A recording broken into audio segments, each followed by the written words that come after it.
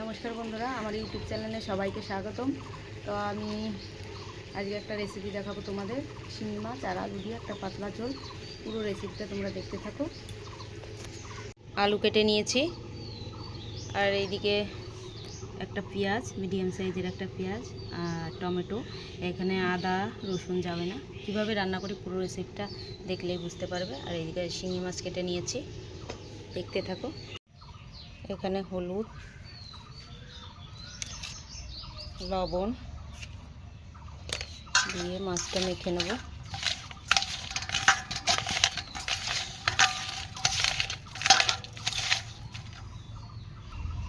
দেখো সুন্দর করে মেখে নিয়েছি। উনুনে কড়াই দিয়ে দিয়েছি, গরমও হয়ে গেছে। তেল দিয়ে দেবো, সরষের তেল।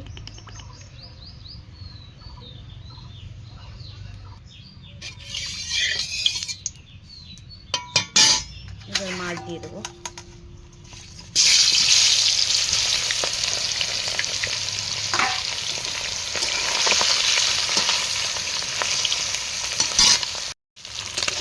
মাছটা কিন্তু আমার ভাজা হয়ে গেছে, একদম কড়া কড়া করে ভেজে নিচ্ছি। উঠিয়ে নেবো এখন। একদম কড়া কড়া করে মাছগুলো ভেজে নিয়েছি। এবার মাছ ভাজার তেলেই আলুগুলো দিয়ে দেবো।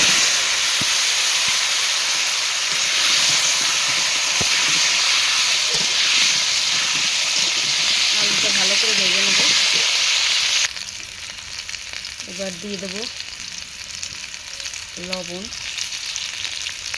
আর হলুদ দিয়ে আবার ভেজে নেব আলুগুলোকে।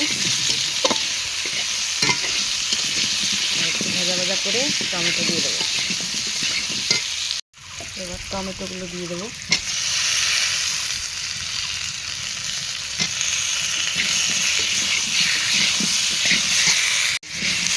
টমেটোগুলো দিয়ে ভাজা ভাজা করে নেবো। আবার তারপরে জল দিয়ে দেবো।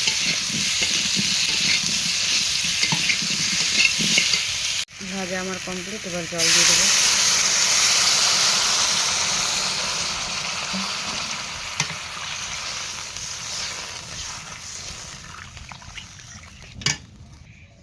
এবার ঢাকা দিয়ে দেবো।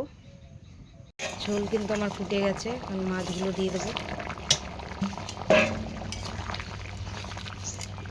মাছগুলো দিয়ে একটু জাল হওয়ার পর তারপরে ফোড়ন দেবো। একটু তেল দিয়েছি, এখন জিরেগুলো ভেজে উঠিয়ে নেব। একটা দুটো শুকনো লঙ্কা আর একটা তেজপাতা ভেজে উঠিয়ে নেব। এবার পেঁয়াজগুলো ভেজে উঠিয়ে নেব।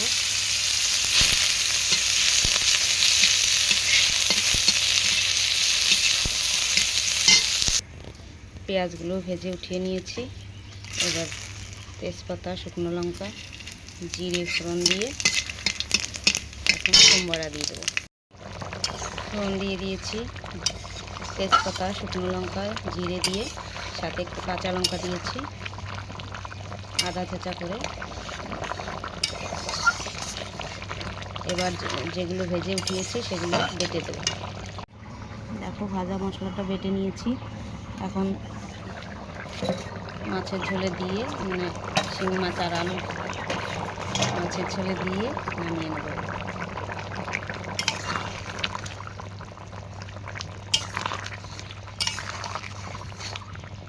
শিঙি মাছ আলু দিয়ে রান্না আমার কিন্তু পুরো কমপ্লিট, মাছের ঝোল। তো এখন নামিয়ে নেব। শিঙি মাছ দিয়ে আলু দিয়ে পাতলা ঝোল কিন্তু আমার পুরো কমপ্লিট। এভাবে রান্না করে একদিন খেয়ে দেখবে, তারপরে বলবে কেমন লাগে। দারুণ লাগে খেতে।